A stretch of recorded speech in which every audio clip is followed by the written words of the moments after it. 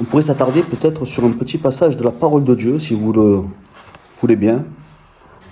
Est-ce que vous êtes venus aussi pour entendre ce que le Seigneur a à nous dire ce soir? Donc pour la passée de ce soir, on va prendre un verset dans le premier livre de la Bible. C'est la Genèse. Et on le voit au chapitre 1, et c'est le verset 27. Donc lisons ensemble Genèse 1, verset 27. Alors je vous laisse le temps d'ouvrir vos Bibles. Alors là, vous n'avez pas beaucoup à tourner les pages, parce que c'est au début. Donc Genèse 1, verset 27. Dieu créa l'homme à son image. Il le créa à l'image de Dieu. Il créa l'homme et la femme. Il est bien ce verset, je ne sais pas ce que vous en pensez. Moi j'aime bien. Donc dès le commencement, en fait la Bible nous révèle une vérité fondamentale. Cette vérité, c'est que l'homme a été créé à la ressemblance de Dieu et aussi pour ressembler à Dieu. Donc à la création, Adam et Ève vivaient dans un monde, on va dire, idyllique. Je pense que ça devait être merveilleux d'être dans le jardin d'Éden. Hein. Il n'y avait pas de maladie, il manquait de rien parce qu'ils pouvaient se servir de... Il y avait à manger à profusion là. Je pense qu'ils n'avaient pas peur du lendemain. Là vraiment le lendemain aura soin de lui-même. Je pense qu'ils devaient vraiment le vivre au quotidien. Et pas de facture à payer.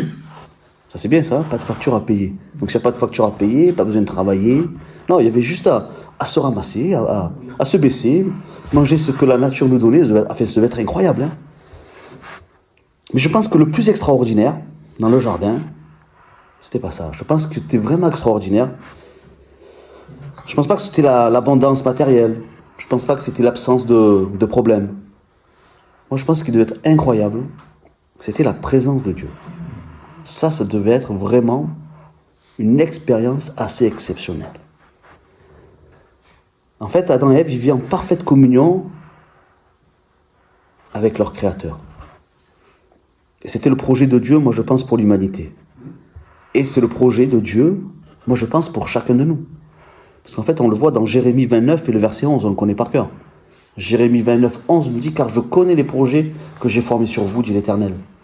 Projets de paix et non de malheur, afin de vous donner un avenir et de l'espérance. » Vous savez, Dieu n'a jamais créé l'homme pour que l'homme soit loin de lui. Parce que la Bible nous dit que vous savez que le soir, il y a Dieu qui venait dans le jardin et il avait l'habitude d'échanger avec Adam et Ève. D'ailleurs, on ne sait pas combien de temps ça a duré, vous savez, entre le temps où ils sont restés dans le jardin et le moment où il y a eu ce fameux péché, le péché originel. C'est pas la période de temps, ça va très vite. Dans la Bible, puisqu'on le voit, là on voit c'était le verset 1, le chapitre 1, le verset 27, création de l'homme, et au chapitre 3, tout de suite, il y a le péché, mais on ne sait pas combien de temps ça a duré. Mais ça devait être vraiment... ça devait être incroyable. Je pense que quand on était dans la présence de Dieu, et quand ils étaient dans la présence de Dieu, je pense que dans la présence de Dieu, il devenait naturel de ressembler à Dieu. Ils étaient toujours avec lui. Vous savez, comme les enfants qui imitent leurs parents. Et une histoire que j'aime bien, moi, c'est une dame, elle est dans un train, je ne sais pas si je vous l'ai déjà raconté. Il y a une dame, elle est dans un train, et elle est là, tranquille, en train de lire son livre. Il y a ses enfants à côté d'elle, sages comme des images, en train aussi de lire leur petit livre. Et en face d'elle, dans le même wagon, il y a une dame. Elle a 3 enfants, et oh là là, ça chahute, ça bouge dans tous les sens, et ça crie, et elle essaye de les attraper, de les faire s'asseoir, impossible. Elle est épuisée même de ses enfants. Alors ce qu'elle fait, elle va voir la dame, elle dit, excusez-moi madame, mais vous pouvez m'expliquer votre secret, et comment vous faites pour que vos enfants ils soient si calmes, assis là, mais je sais pas, vous êtes violente avec eux, ils ont peur, je sais pas moi. Elle dit, ah non, vous savez, tous les enfants, ce sont des imitateurs, des vrais perroquets. En fait, ils font ce qu'on leur montre. Voilà, elle était calme, ils étaient calmes. Et je pense que Adam et Ève, quand ils étaient dans la présence de Dieu, moi je pense que c'est facile de ressembler à Dieu. Parce que je pense qu'on peut être influencé, vous savez. On est facilement influençable, nous les hommes. Hein. On est influencé par ce qu'on regarde, on est influencé peut-être par ce qu'on écoute. Moi je vous rappelle, dimanche je vous ai dit que j'écoutais souvent les informations. Les informations, ça déprime, donc j'étais peut-être un peu déprimé aussi. Hein. Et aussi, il est plus facile, peut-être, d'être chrétien le dimanche. Je ne sais pas ce que vous en pensez. Il est plus facile d'être chrétien le dimanche matin, à l'église. Peut-être que, vous savez, dans la voiture, quand on vient de vous faire une queue de poisson. Ou alors au travail, je ne sais pas moi. Quand on est agacé par un collègue, par un chef. pas toujours conciliant, pas un client. En fait, il est vraiment plus facile d'être chrétien en présence d'autres chrétiens qu'en présence de non-chrétiens. Je ne sais pas ce que vous en pensez. Parce que l'être humain est facilement influençable. Parce que même sans le vouloir, hein. Parce que vous savez ce qu'elle nous dit, la parole de Dieu? Dans 1 Corinthiens 15 et le verset 33. On oublie souvent ce verset. 1 Corinthiens 15, verset 33 nous dit « Ne vous y trompez pas, les mauvaises compagnies corrompent les bonnes mœurs. » Alors pourquoi il est plus facile de ressembler à Jésus avec d'autres chrétiens, à votre avis? Parce qu'on veut faire bonne figure? Ou parce qu'on se dit « Ah non, qu'est-ce qu'il va penser de moi ?» Je pense qu'on oublie un paramètre. Il y a un paramètre qui est important. Parce que la parole de Dieu nous dit « Car là où 2 ou 3 sont rassemblés en mon nom, je suis au milieu d'eux. » Et je pense que c'est la présence de Dieu qui transforme. En fait, c'est la présence de Dieu qui nous remplit de lui. Et voilà pourquoi Adam et Ève étaient à l'image de Dieu. Et malheureusement, ça n'a pas duré longtemps. Enfin, ça n'a pas duré longtemps. Je ne sais pas combien de temps ça a duré. Mais quand on lit la Bible, ça vient très vite. Je vous l'ai dit tout à l'heure. Genèse 3, verset 23, nous dit... Il y en avait un juste avant, mais c'est pas grave. Et l'Éternel Dieu les chassa du jardin d'Éden pour qu'ils cultivent la terre d'où ils avaient été pris. Il les a chassés et déjà tout de suite, il va falloir cultiver. Il va falloir travailler. Voilà. Il n'y a plus juste à ramasser. Vous savez, à cause du péché, la communion, elle est brisée. L'homme a été séparé de Dieu. Et je pense qu'en étant séparé de Dieu, je pense que la ressemblance, du coup, elle a dû se déformer. Je pense que ça a été beaucoup plus compliqué de ressembler à Dieu maintenant. Parce qu'on a été complètement séparé de Dieu. Vous savez, la séparation avec Dieu, ce n'est pas une punition arbitraire. C'est une punition en soi, mais je pense que Dieu ne l'avait pas voulu ainsi. La séparation, c'est la conséquence, en fait, naturelle face au péché. Parce que Dieu est saint, et il ne peut pas se souiller avec le péché. Ce n'est pas possible. Donc la créature qui a été créée parfaite, elle est devenue imparfaite. Et là, tu peux mettre Romains 3 et 23. Car tous ont péché et sont privés de la gloire de Dieu. Donc Adam et Ève ont péché les premiers. Hein. Mais je peux vous poser une question, vous, ce soir. Hein. Est-ce que vous avez tous suivi Dieu dès votre naissance? Est-ce que tout de suite vous avez accepté Dieu? Ben non, je pense que tout de suite, on a été rebelles. Hein. Vous savez, personne ne naît chrétien. On ne peut pas être chrétien. Moi, personnellement, vous savez, j'ai cherché Dieu dans toutes les religions. Je pensais que j'avais besoin d'une religion. Mais en fait, j'ai rapidement compris que j'avais surtout besoin de rétablir, en fait, une relation avec mon Créateur. C'est ce dont ça j'avais besoin. Et Dieu le sait. Parce qu'il connaît le cœur de l'homme. Et il avait déjà tout prévu d'avance. Dès le début. Vous savez, Dieu, je pense qu'il n'a pas été surpris. Quand il est rentré dans le jardin et qu'il a dit « Mince, Adam, où vous êtes ?» Et quand Adam il a dit « On s'est caché parce qu'on avait honte. » Et je pense qu'il n'a pas été surpris, Dieu. Vous savez pourquoi? Parce qu'on voit Genèse 1, le verset 26. En fait, on a lu le verset 27, mais au verset 26, il dit « Faisons l'homme à notre image, selon notre ressemblance, et qu'il domine sur les poissons, sur les mers. » Mais ce qui est important, c'est au début. C'est Dieu qui parle. Et on voit que là, il parle au pluriel. Mais pourquoi il parle au pluriel? Est-ce qu'il y avait plusieurs dieux? En fait, il y a déjà la Trinité. Il y a déjà Jésus, il y a déjà le Saint-Esprit.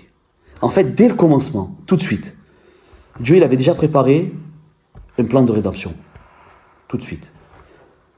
Et 2 Corinthiens, le chapitre 5, le verset 18 nous dit « Et tout cela vient de Dieu, qui nous a réconciliés avec lui par Christ, et qui nous a donné le ministère de la réconciliation. » Vous savez, réconcilier, ça veut dire quoi?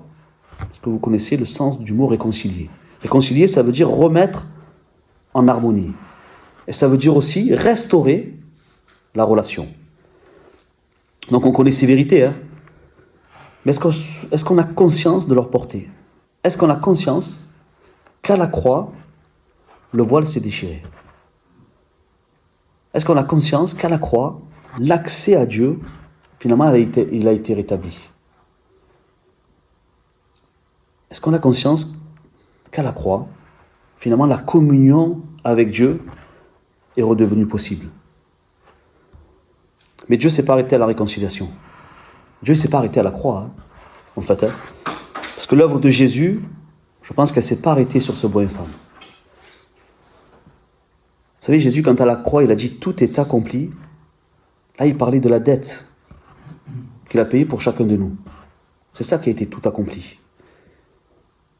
Jésus, il est mort, effectivement, mais il est ressuscité. Il est à la droite de Dieu, il combat pour nous. Et son œuvre, elle continue. Avec qui elle continue? Avec la troisième personne de la Trinité, qui était là dès le commencement.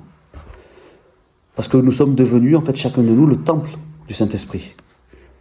Et on a besoin du Saint-Esprit, qu'on le veuille ou non, en fait, pour lui ressembler. Pour ressembler, et pour avoir cette image qui avait été déformée par le péché, on a besoin du Saint-Esprit pour de nouveau avoir l'image de Dieu. Pour de nouveau ressembler à Dieu. Romains 8 et les versets 14 à 16 nous disent « Car tous ceux qui sont conduits par l'Esprit de Dieu sont fils de Dieu. Et vous n'avez point reçu un esprit de servitude pour être encore dans la crainte, mais vous avez reçu un esprit d'adoption, par lequel nous crions « Abba Père ». L'Esprit lui-même rend témoignage à notre esprit que nous sommes enfants de Dieu. Ça y est, on n'est plus orphelins. C'est beau ça, hein? Je ne sais pas si vous connaissez Salim Bouali. Salim Bouali, c'était un légionnaire. Il est décédé là. Il était légionnaire et il était orphelin. Il était assez révolté et tout ça. Et donc Bouali, vous avez compris, il est d'origine maghrébine. Donc il ne connaissait pas Dieu, enfin lui c'était un musulman. Et très tôt, il a été orphelin de père et de mère. Et il a fait des missions en tant que légionnaire et il a rencontré un chrétien. Et en fait, quand il a rencontré le Seigneur, bon, il a été interpellé, je ne vais pas vous dire son témoignage, mais quand il s'est rendu compte que finalement, il avait un père qu'il aimait, et il s'est dit en fait, celui qui est orphelin, c'est celui qui n'a pas Dieu comme père. Et je pense que même nous, si on a nos parents, bon moi j'ai plus que mon père, si on n'a pas Dieu, on est orphelin. Vous savez,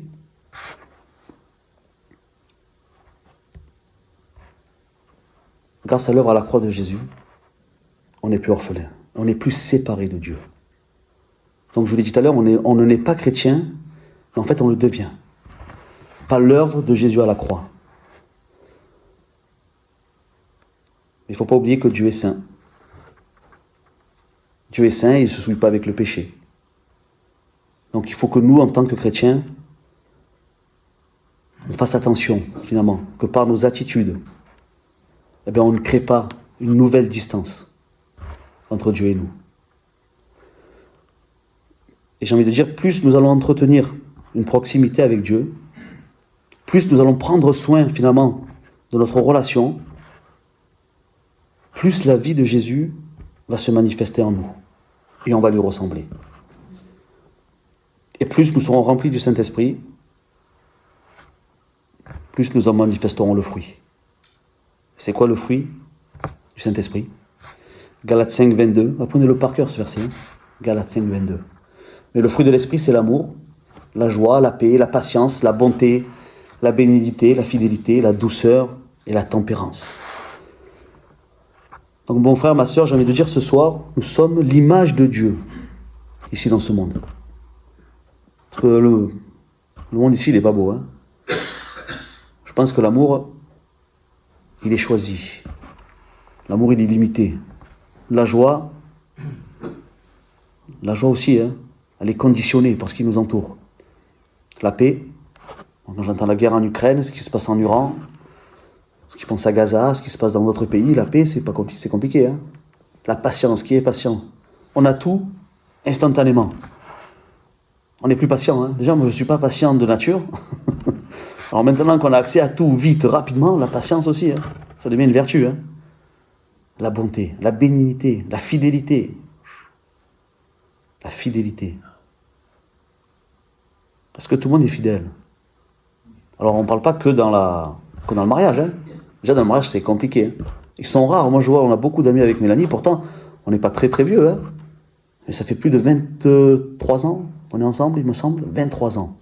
Alors, on est des extraterrestres pour les personnes de notre génération. 60 ans, t'imagines 60 ans de mariage. Là, c'est compliqué maintenant, la fidélité. Hein.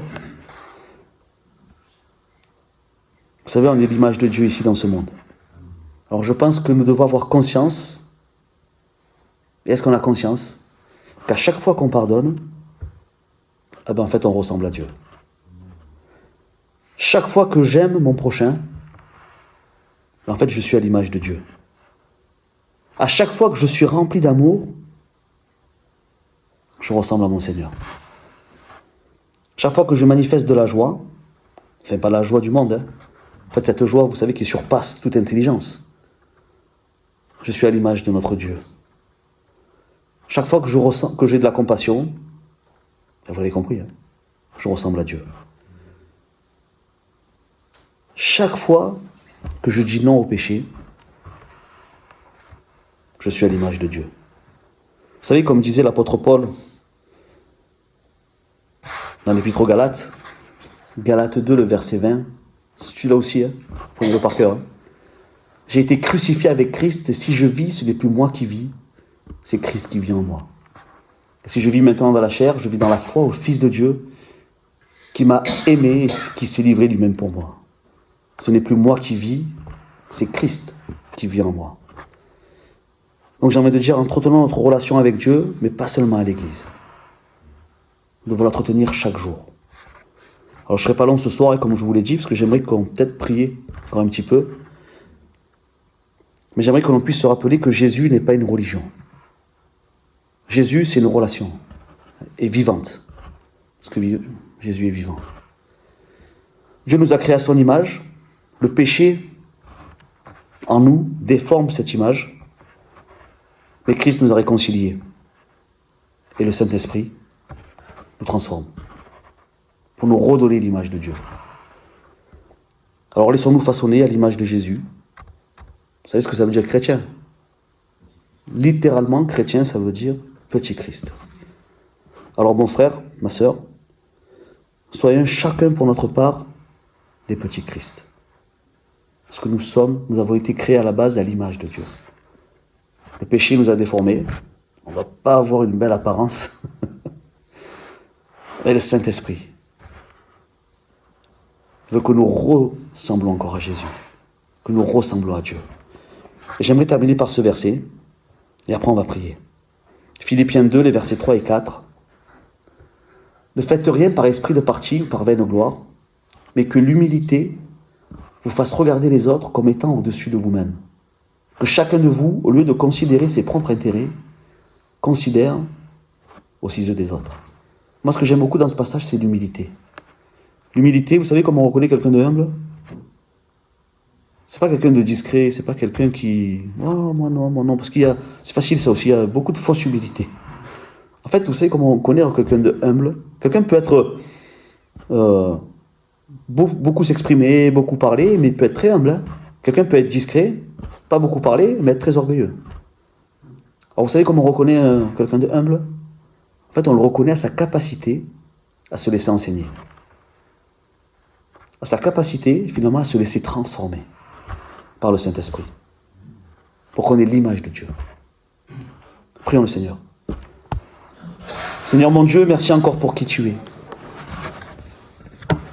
Merci pour ta patience, merci pour ton amour. Seigneur mon Dieu, on ne le dira jamais assez. Mais merci parce qu'on le voit dès le commencement. Tu avais prévu un plan. Parce que tu savais que nous allons être déformés par ce péché, par cet orgueil. Par ton sacrifice à la croix, tu as payé le prix de nos fautes. Mais tu as dit, je vous enverrai le Consolateur. Et nous voulons, Seigneur, chacun pour notre part, être remplis de ton esprit. Nous voulons, Seigneur, aussi avoir cette humilité, afin de se laisser façonner. C'est vrai, tu es le potier, nous sommes l'argile. Et nous voulons être façonnés, Seigneur, à ton image. Merci, Seigneur, encore de nous aider à pouvoir te ressembler un petit peu plus chaque jour. C'est vrai, c'est toi qui mets en nous le vouloir et le faire. Alors ce que nous voulons, Seigneur mon Dieu, c'est que tu puisses toujours, Seigneur mon Dieu, nous instruire par ta parole, par ton esprit. Nous voulons être remplis de toi, Seigneur mon Dieu, afin d'être une belle image, Seigneur, de toi ici sur terre.